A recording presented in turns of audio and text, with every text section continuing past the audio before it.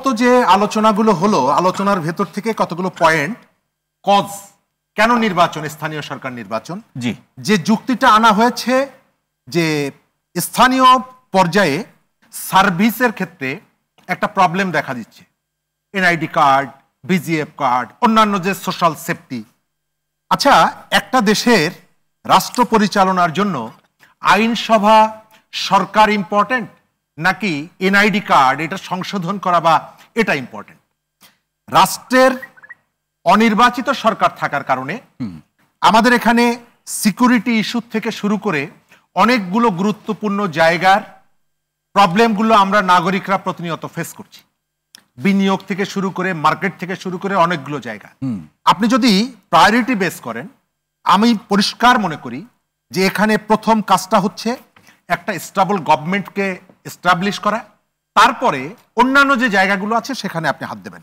জি দ্বিতীয়ত হচ্ছে বলা হচ্ছে যে ইলেকশন কমিশন যেটা হয়েছে তার সক্ষমতাটা আমরা একটু পরীক্ষা করে দেখব, স্টার্ট ঠিক মতো নেয় নাকি, ব্রেক ঠিক আছে কিনা, ইত্যাদি ইত্যাদি।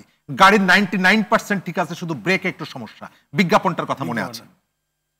একটা দেশের আপনি প্রধানমন্ত্রী বানাচ্ছেন, উপদেষ্টা, প্রধান উপদেষ্টা মানেই তো একজন প্রধানমন্ত্রী, উপদেষ্টারা এক একজন মন্ত্রী।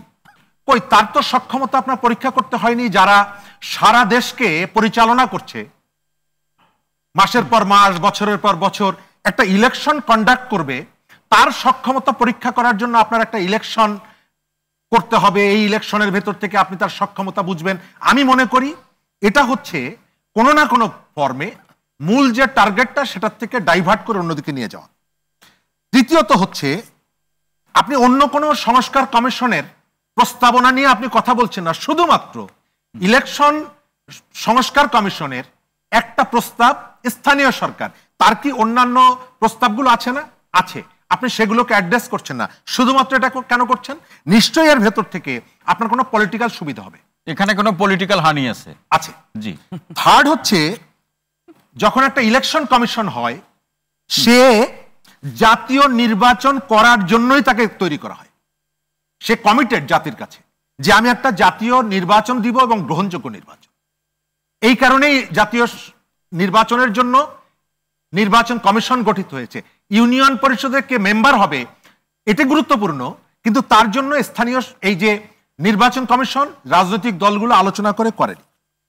এবার আমি আসি সেকেন্ড। না, এখানে যদি শরীফ ভাই সেকেন্ডটা আসার আগে এই প্রথমটার একটু শেষ করি। সেটা হচ্ছে যে সরকার যদি মনে করে যে 9 মাসে তারা কি করতে পারলো, সংস্কারের কাজ কতটুকু এগোলো, একটা টেস্ট করে, আপনি যেমন টেস্ট করে দেখতে চায়, স্থানীয় সরকার নির্বাচন দিয়ে তারা একটু পরীক্ষা করে দেখতে চায়, সেই পরীক্ষার সুযোগটা দিবেন না আপনারা? এখন এটি রাজনৈতিক দলগুলো, স্টেক হোল্ডার যারা, তারা চাচ্ছে কিনা, রাজনৈতিক দলগুলো, সব দলগুলো চাচ্ছে কিনা, কেউ চায় কেউ চায় না, এখন কেউ চায় কেউ চায় না, এটি প্রয়োজন কিনা। ওই যে আমি যে শুরুতে বললাম যে ঈদের জামা ঈদের আগের দিন রাতে হাতে পাওয়া একটা বিষয়, আর 6 মাস পরে পাওয়া একটা বিষয়।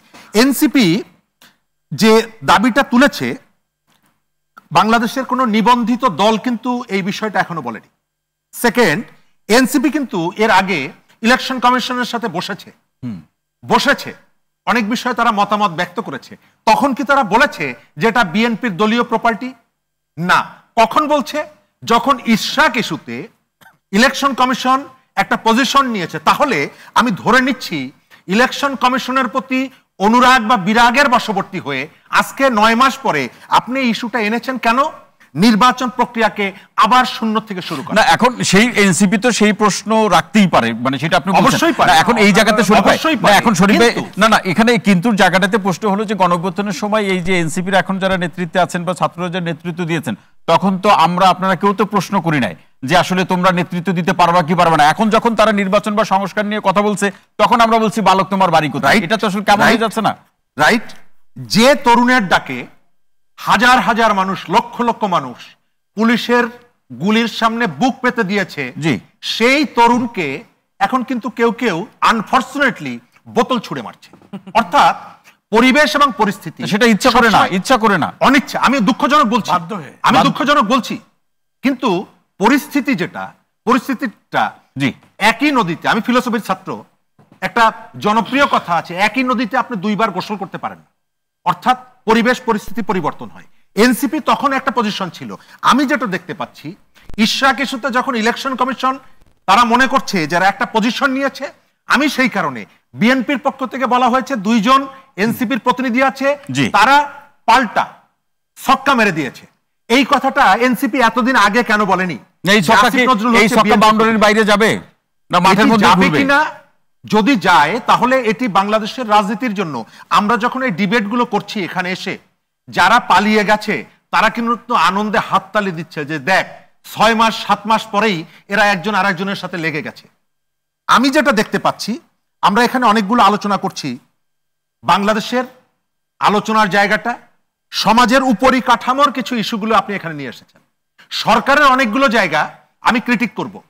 বাংলাদেশের ইউনিয়ন পরিষদের নির্বাচন কিভাবে হবে এই ইস্যুটা আপনি পলিটিক্যাল পার্টিগুলোর সাথে ডেকে আলোচনা করছেন, কিন্তু এখানে করিডোর দেওয়া হবে কি হবে না এটি আপনি কোনো রাজনৈতিক দলের সাথে কথা বলছেন না।